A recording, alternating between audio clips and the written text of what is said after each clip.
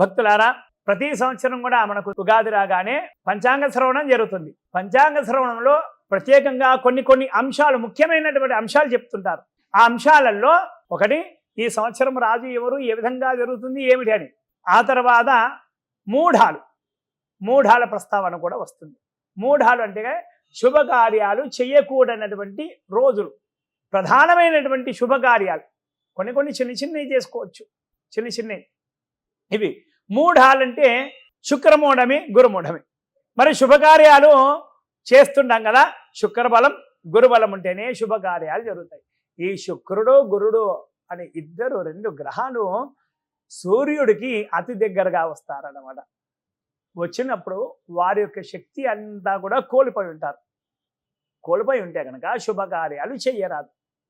మనం చాలామంది కూడా అడుగుతుంటారు, నన్ను కూడా అంటే చాలామంది పంతుల్ని కూడా అడుగుతుంటారు, పంతులు మా అమ్మాయికి గురుబలం ఉందా, ఈ సంవత్సరం పెళ్లి చేయాలనుకుంటున్నాం. గురుబలం అంటేనే పెళ్లికి, అలాగే శుభకార్యాలకు, అన్ని శుభకార్యాలు. శుక్రబలం అంటేనే ధనధాన్యాలకు నిలయం. ధనధాన్యాలు సమృద్ధిగా ఉన్నాయంటే ఏ పనైనా కానీ శుభకార్యమైనా కూడా చేయగలుగుతాం కదా. గురువు బలంగా ఉన్నాడు, అన్నమాట కావాలి, అనుకున్న పనులన్నీ కూడా కావాలి. శుక్రుడు ధనధాన్యాలకు కారకుడు. మనం చేసేటువంటి శుభకార్యానికి నిర్విఘ్నంగా, ఎటువంటి అప్పులు లేకుండా, బాధలు లేకుండా చక్కగా చేస్తాను. వీళ్ళిద్దరు బలంగా ఉండాలి. వీళ్ళిద్దరు బలంగా లేరంటే ఏ పని కూడా సక్సెస్ కాదు, అంతా శూన్యం. బూడిదలో పోసినటువంటి పన్నీర్ అన్నమాట కదా.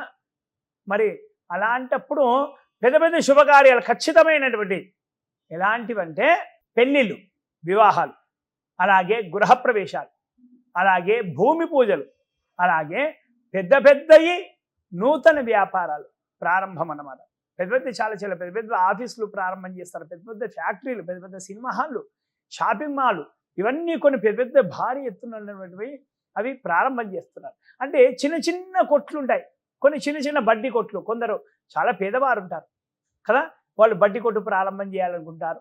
ఇంకా చిన్న ఏవో జీవనోపాధి కోసం, అంటే వారి జీవనం సాగించాలి కదా. అలాంటి వారికి ఈ శుక్రమూఢం గురుమూఢం అనేది వర్తించదు. అలాగే ఇంకేమైనా చేసుకోవచ్చు అంటే ఇంట్లో సింహద్వారాలు, ఇది నిలబెట్టుకోవడం కుదరదు. సింహద్వారం స్లాబులు వేసుకోవచ్చు. స్లాబులు, భూమి పూజ ఎలాగైనా పనికిరాదు. చిన్న పనులన్నీ కూడా చేసుకోవచ్చు అన్నమాట. అంటే వివాహం గురించి సంబంధించిన మాట ముచ్చట ఖచ్చితంగా చేసుకోవచ్చు. అలాగే పెళ్లికి సంబంధించినటువంటి వస్తువులు సిద్ధం కూడా చేసుకోవచ్చు. అలాగే ఇంటికి సున్నాలు వేసుకోవడం చేయడం. అంటే వివాహం ఇప్పుడు ఆగస్టు 5 నుంచి ప్రారంభం అవుతున్నాయి. అంటే 10వ తారీఖున పెళ్ళి, ఆగస్టు 5 ప్రారంభం ముహూర్తాలు, 10వ తారీఖున పెళ్ళి. అలాంటి వారు ఏం చేయాలి, ముందుగానే ఇంటికి సున్నం వేసుకోవాలి, ఆ తర్వాత కార్డులు కూడా కొట్టియాలి, కార్డులు కూడా పంచాలి, చెయ్యాలన్నీ కూడా ఉంటాయి కదా. అలాంటి వారికి కొన్ని నియమాల ప్రకారంగా వాళ్ళు చేసుకోవచ్చు. కార్డులు పంచుకోవచ్చు, వివాహంకు సంబంధించిన మాట ముచ్చట చేసుకోవచ్చు.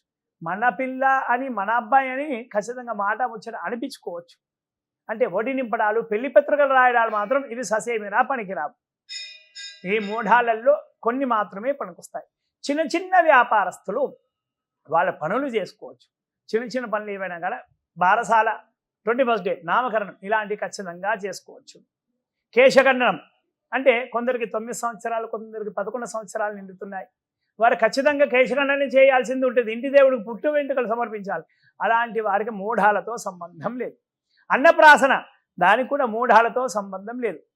అలాగే 3 సంవత్సరాలు నిండినాయి కదా, వారికి అత్యవసరంగా స్కూల్లో ఖచ్చితంగా మనము జైన్ చేయాలి, అక్షరాభ్యాసం చేయాలి అంటే కనుక చిన్న యథాశక్తిగా వారు శ్రీకారాన్ని దిద్దిపిచ్చేసి జైన్ చెప్పేయచ్చు. ఆ తర్వాత మళ్ళీ బాసర క్షేత్రం కానీ ఏదైనా పుణ్యక్షేత్రానికి వెళ్ళి విధి విధానంగా అక్షరాభ్యాసం చేసుకుంటే కనుక మంచిది. కొన్ని స్కూళ్ళలో సీట్లు రావడం చాలా కష్టం కదా. అలాంటి వారికి సీట్ వస్తుంది. ఇప్పుడే మూఢాలు ఉన్నాయి, స్కూల్లో ఏం చేపియాలి, శ్రీకారం ఇంకా దిద్దించలేదంటే సమీపంలో ఏదైనా ఆలయానికి వెళ్ళి ఆ పంతులు గారితో అమ్మవారి దగ్గర పలకని పెట్టి శ్రీకారం దిద్దించి స్కూల్లో జైన్ చేయవచ్చు. ఇలా ఆపత్కాల సమయంలో కదా, సమయం ఉంది మళ్ళా చేసుకోవచ్చు అంటే కనుక ఆ విధంగా చేసుకోవచ్చు. ఇంకా చాలా ఉన్నాయి. నూతన వాహనాలు కొనడం, నూతన వాహనాలు కూడా కొనుక్కోవచ్చు. అలాగే ప్లాట్లు కొనుక్కోవాలి, ప్లాట్లు కొనాలంటే కూడా కొనుక్కోవచ్చు. నూతన గృహం కొనుక్కోవాలన్నా కూడా కొనుక్కోవచ్చు, గృహాన్ని కొనుక్కోవచ్చు. అంటే అడ్వాన్సులు కూడా ఇవ్వచ్చు. రిజిస్ట్రేషన్ చేసుకోవచ్చు అంటే కనుక రిజిస్ట్రేషన్ కూడా చేసుకోవచ్చు. ఇలాంటి కొన్ని కొన్ని చిన్న చిన్న పనులు చాలా ఉంటాయి. పెద్ద ప్రధానమైనటువంటి పనులే చేసుకోరాదు. అలాగే తిథులు ఇవన్నీ వస్తుంటాయి.